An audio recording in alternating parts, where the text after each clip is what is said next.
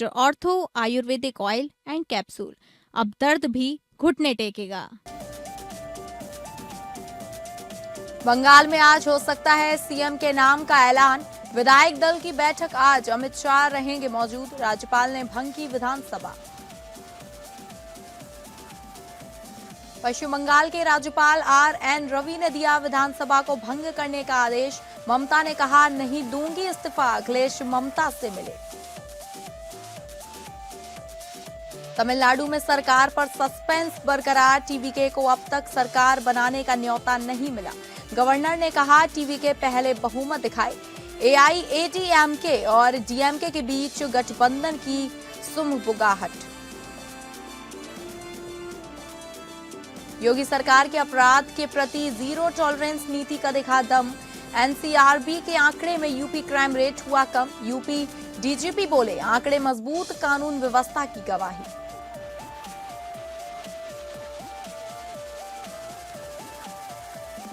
नमस्कार, आप सभी का स्वागत है और मैं हूं आपके साथ अंकिता सिंह। बुलेटिन की शुरुआत करेंगे पश्चिम बंगाल से जो बड़ी खबर आ रही है।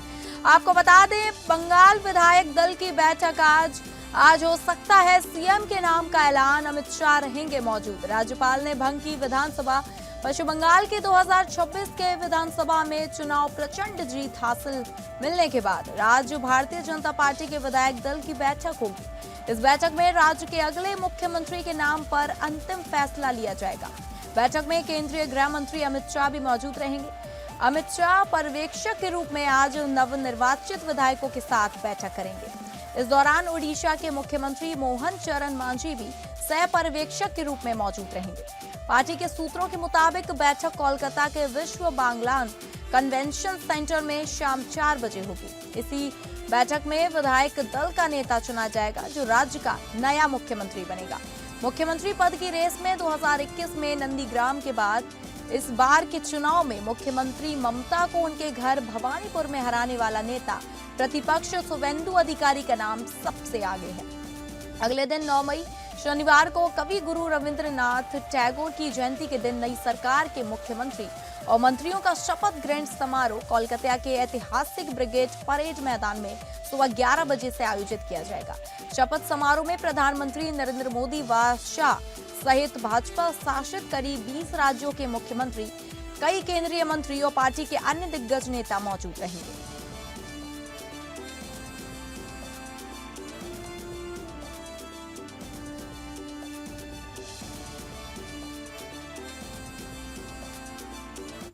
और अगली बड़ी खबर का रुख करेंगे, जहां पश्चिम बंगाल को भंग करने का आदेश। पश्चिम बंगाल के राज्यपाल आर.एन. रवि ने दिया आदेश। ममता ने कहा, नहीं दूंगी इस्तीफा, अखिलेश ममता से मिले। पश्चिम बंगाल के राज्यपाल आर.एन. रवि ने वहां की विधानसभा को भंग करने का आदेश जारी किया है। राज्यपाल की ओर से जारी आदेश में कहा गया है कि भारतीय संविधान के अनुच्छेद 174 की उपधारा 2 के खंड 20 से मिली शक्तियों का प्रयोग करते हुए मैं 7 मई 2026 से प्रभावी पश्चिम बंगाल विधानसभा को भंग करता हूं। दरअसल पश्चिम बंगाल विधानसभा चुनाव के नतीजे आने के बाद राज्य एक अभूतपूर्व टकराव की ओर बढ़ता दिखाई दे रहा था। विधानसभा चुनाव में तृणमूल कांग्रेस की हार के बाद ममता बनर्जी ने मंगलवार को मुख्यमंत्री पद से इस्तीफा देने से इनकार कर दिया था। पश्चिम बंगाल बीजेपी के एक प्रवक्ता ने कहा कि नई सरकार शनिवार को शपथ लेगी। ऐसे में ममता ने इस्तीफा नहीं दिया तो क्या होगा, इस सवाल पर काफी बहस हो रही थी। ममता बनर्जी ने मंगलवार को प्रेस कॉन्फ्रेंसिंग में मुख्यमंत्री के पद से इस्तीफा देने से इनकार कर दिया था और सवाल किया था कि जब उन्हें अनुचित तरीके से हराया गया तो वे इस्तीफा क्यों दे। सपा अध्यक्ष अखिलेश यादव गुरुवार को टीएमसी प्रमुख ममता बनर्जी से मिलने उनके कोलकाता स्थित घर पहुंचे। भतीजे अभिषेक बनर्जी से अखिलेश को गले लगाया। ममता भी अखिलेश को रिसीव करने के लिए गेट पर आए। अखिलेश शॉल लेकर गए थे। विजय से उड़ाने के लिए आगे बढ़े। ममता ने कहा, इसकी क्या जरूरत थी। इस पर अखिलेश बोले, दीदी आप लड़ी हैं, आप हारी नहीं हैं। मुलाकात के बाद अखिलेश ने कहा, पूरा का पूरा चुनाव उन्होंने भाजपा लूट लिया। सेंट्रल फोर्स, इलेक्शन कमीशन और ट्रांसफर पोस्टिंग का इस्तेमाल किया गया। अखिलेश ने कहा कि जब बंगाल का चुनाव हुआ तो पूरा का पूरा स्ट्रक्चर उन्होंने अपने हिसाब से बनाया। अधिकारियों को निर्देश दिए गए कि आपको चुनाव हराना है। किसी के करीबी की जान जाना या पॉलिटिकल वर्कर के साथ व्यवहार होना और टीएमसी की पार्टी कार्यालय को जलाना, उनके कार्यकर्ताओं के साथ ये व्यवहार करना, ये जिम्मेदारी किसकी है? आप ये सिक्योरिटी देने की जिम्मेदारी किसने ली थी? इलेक्शन कमीशन, देश के होम मिनिस्टर। तो उन्होंने तो ये कहा था कि हम लाखों सेंट्रल फोर्स भेजी है। सुनने में आया 3 लाख से ज्यादा यहाँ पर सेंट्रल फोर्स भेजी गई थी और एक पैरेलल स्ट्रक्चर क्रिएट किया गया था, पैरेलल स्ट्रक्चर। और उसमें बड़ी संख्या में यूपी के भी लोग थे, यूपी के लोग थे बड़ी संख्या में। और हमारी तो जानकारी में ये भी है कि बंगाल का चुनाव जो सेंट्रल फोर्स आई थी वो यूपी की आई थी, बिहार। और अगली बड़ी खबर को रुख करेंगे, जहां तमिलनाडु में सरकार पर सस्पेंस बरकरार।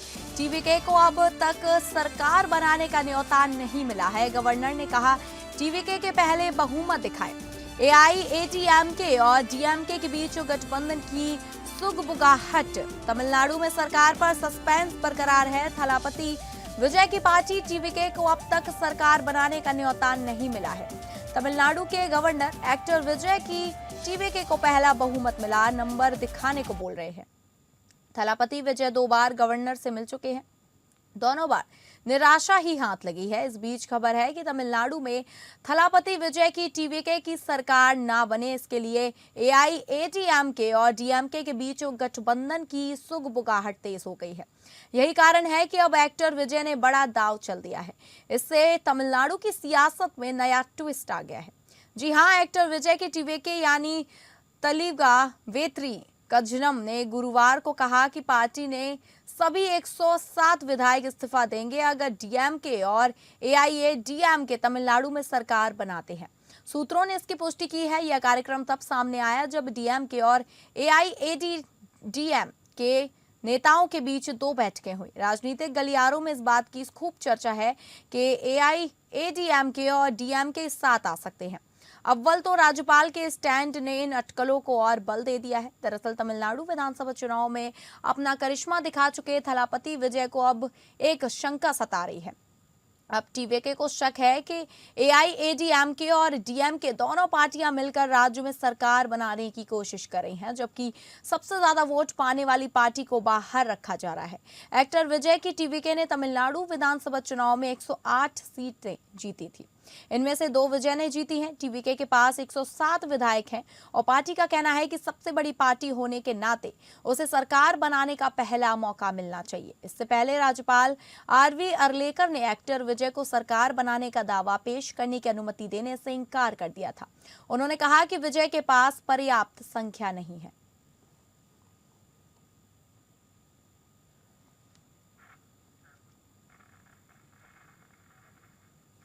और अगली बड़ी खबर का रुख करेंगे, जो आ रही उत्तर प्रदेश से, जहां यूपी का क्राइम रेट हुआ कम। एनसीआरबी के आंकड़ों में यूपी क्राइम रेट हुआ कम। यूपी डीजीपी बोले आंकड़े मजबूत, कानून व्यवस्था की गवाही, अपराध के प्रति जीरो टॉलरेंस नीति का दिखा दम। उत्तर प्रदेश में अपराध दर राष्ट्रीय औसत से कम। डीजीपी राजीव कृष्ण, पुलिस महानिदेशक राजीव कृष्ण ने कहा कि एनसीआरबी की 2024 रिपोर्ट स्पष्ट करती है कि राज्यों के बीच अपराध तुलना का वैज्ञानिक आधार क्राइम रेट ही है। राष्ट्रीय औसत 252.3 के मुकाबले उत्तर प्रदेश का क्राइम रेट 180.2 है। यह गिरावट निरंतर प्रयासों और मुख्यमंत्री योगी आदित्यनाथ की जीरो टॉलरेंस नीति का परिणाम है, जो अब जमीन पर भी दिख रही है। डीजीपी ने बताया कि पिछले 9 वर्षों में आधुनिक पुलिस थाने, एंटी रोमियो स्क्वाड, महिला help desk, fast track court और संगठित अपराध पर कठोर कार्यवाही से प्रदेश में कानून का राज स्थापित हुआ है। एनसीआरबी के आंकड़े इसकी पुष्टि करते हैं। उन्होंने कहा कि उत्तर प्रदेश में कोई भी नागरिक बिना डर के थाने जाकर शिकायत दर्ज करा सकता है। पुलिस डिजिटल माध्यम पर भी मिली छोटी से छोटी शिकायत का भी संज्ञान लेती है और जरूरत पड़ने पर एफआईआर दर्ज करती है। अधिक पंजीकरण संवेदनशील, सुलभ और पारदर्शी पुलिस व्यवस्था की पहचान है। मुख्यमंत्री के विजन के तहत यूपी पुलिस इसी संस्कृति को मजबूत कर रही है।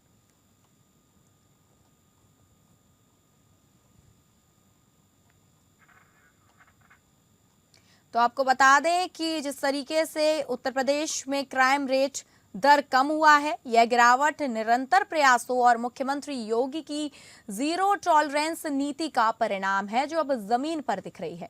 डीजीपी ने बताया कि पिछले 9 सालों में आधुनिक पुलिस थाने, एंटी रोमियो स्क्वाड, महिला help desk, fast track court और संगठित अपराध पर कठोर कार्रवाई से प्रदेश में कानून का राज स्थापित हुआ। वहीं इस खबर की अधिक जानकारी के साथ हमारे विशेष संवाददाता आनंद सिंह हमारे साथ फोन लाइन पर जुड़ गए। आनंद, लगातार मुख्यमंत्री योगी आदित्यनाथ की जो जीरो टॉलरेंस नीति है, उसके तहत जो उत्तर प्रदेश में एक रेट निकल कर आया है कि अपराध में कमी आई है। जो पहले जिस तरीके से 9 वर्ष पहले जाएं उत्तर प्रदेश का जो हाल था, और अब योगी के प्रयासों से जो क्राइम रेट है वो बहुत कम हो गया। ये बहुत बड़ी पहल है उत्तर प्रदेश के लिए। जी बिल्कुल, देखिए जो राष्ट्रीय अपराध रिकॉर्ड ब्यूरो यानी एनसीआरबी है, ये उसका डाटा है कि और ये वर्ष 2024 का ये डाटा जारी किया गया, जिसमें ये बताया गया है कि उत्तर प्रदेश की जो कानून व्यवस्था की स्थिति है वो पहले से काफी बेहतर है।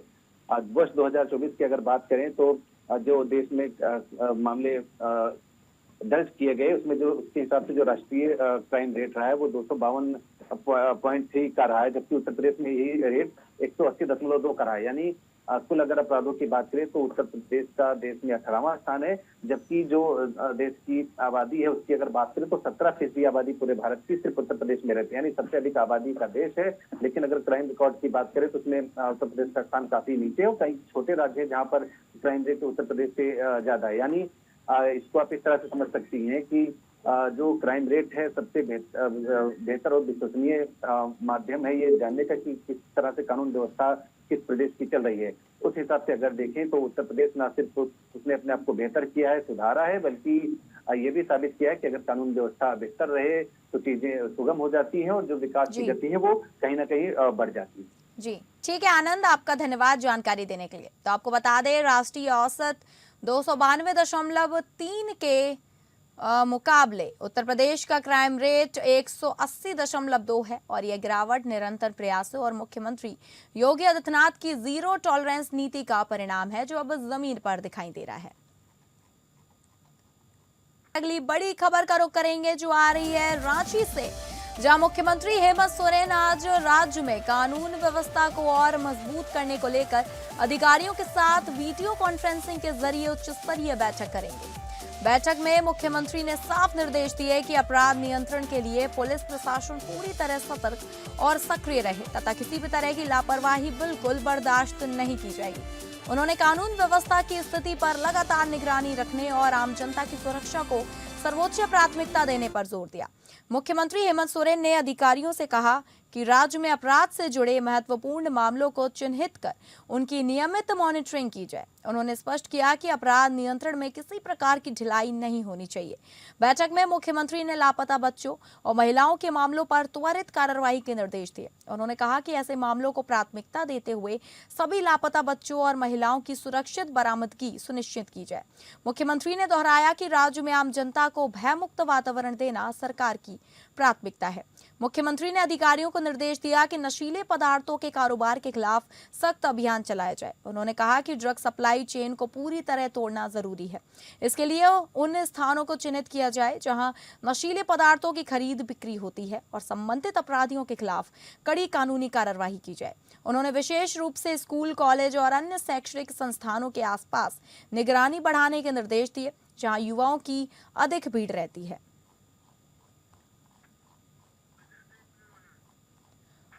वहीं इस खबर की ज्यादा जानकारी के साथ हमारे ब्यूरो हेड अजय सिंह हमारे साथ फोन लाइन पे जुड़ गए।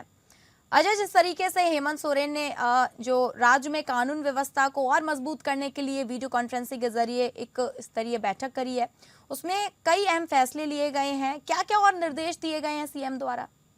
देखिए अंकिता, कल जो है मुख्यमंत्री अपने वरीय अधिकारियों के साथ और अपने कुछ विभागीय मंत्रियों के साथ भी बैठकर उन्होंने मंत्रणा की और इसके बाद झारखंड के तमाम जिलों के उपायुक्त और जो पुलिस अधीक्षक है उनके साथ जो है वीडियो कॉन्फ्रेंसिंग के जरिए उन्होंने मंत्रणा की और बैठकें की है। उन बैठकों में ये साफ नजर आ रहा था, मुख्यमंत्री का सख्त निर्देश है कि किसी भी तरीके से लॉ एंड ऑर्डर को पूरी तरह सुधारा जाए, कहीं से भी कोई अप्रिय घटना न घटे। महिलाओं की सुरक्षा पर उन्होंने विशेष ध्यान दिया, क्योंकि हाल के दिनों में कुछ दिनों में थोड़ी बहुत घटनाएं जो है वो बढ़ी थी। इस पर जो है मुख्यमंत्री लगातार अपने जो है अधिकारियों को निर्देश दे रहे थे कि झारखंड को एक भयमुक्त जो है सो वातावरण यहाँ तैयार किया जाए और ऐसा किया जाए कि जिसमें से किसी को भी परेशानी नहीं हो। खास करके महिलाओं की जी। सुरक्षा पर उन्होंने विशेष ध्यान दिया है और उसके लिए उन्होंने कई एक योजनाएं जो है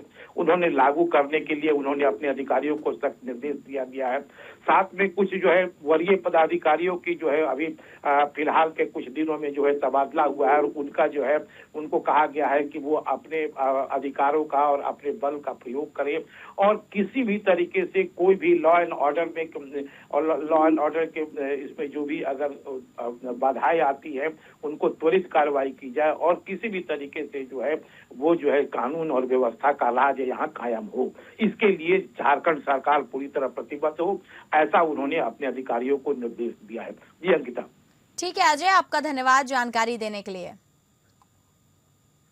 और अगली बड़ी खबर का रुख करेंगे जो आ रही है मुंबई से, जहां नासिक टीसीएस धर्मांतरण केस में मुख्य आरोपी निदा खान गिरफ्तार। यौन उत्पीड़न, मानसिक प्रताड़ना का आरोप, धर्मांतरण के लिए दबाव का भी है आरोप।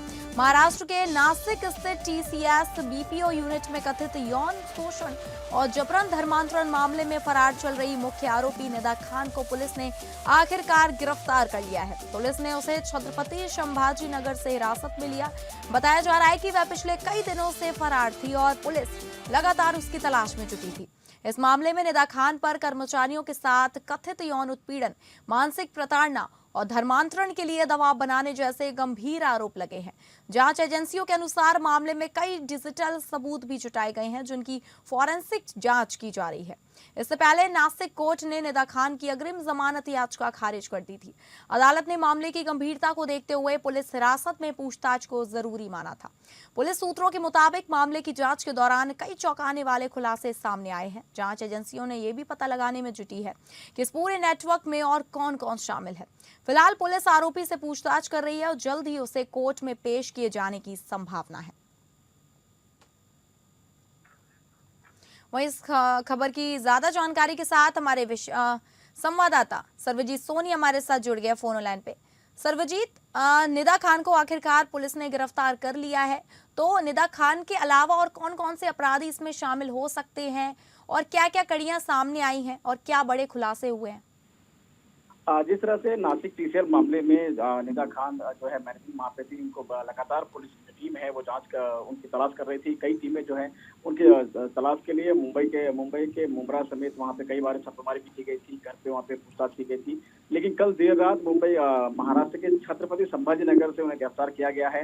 हालांकि कोर्ट में उन्होंने याचिका दायर की थी जिसमें अग्रिम जमानत उन्होंने नहीं मिला, जिसके बाद पुलिस ने उनको ट्रैक किया और ट्रैक करने के बाद छत्रपति संभाजी नगर से और देर रात उनको गिरफ्तार किया गया है। अब वो नासिक के लिए उनको लाया जाएगा, जिसके बाद नासिक के जिला सत्यानंद कोर्ट में पेश की जाएगी, जिसमें उन्हें रिमांड मांगा जाएगा और आगे की पूछताछ की जाएगी। हालांकि अभी भी जो आरोपी हैं उनकी भी जो कस्टडी है वो मांगी जाएगी और जिसके बाद ये आरोपी से पूछा जाएगा। ऐसा बताया जा रहा है कि जो कस्टडी होने के बाद दोनों जो आरोपी जो कस्टडी में है उनसे क्रॉस इंट्रोगेशन किया जाएगा।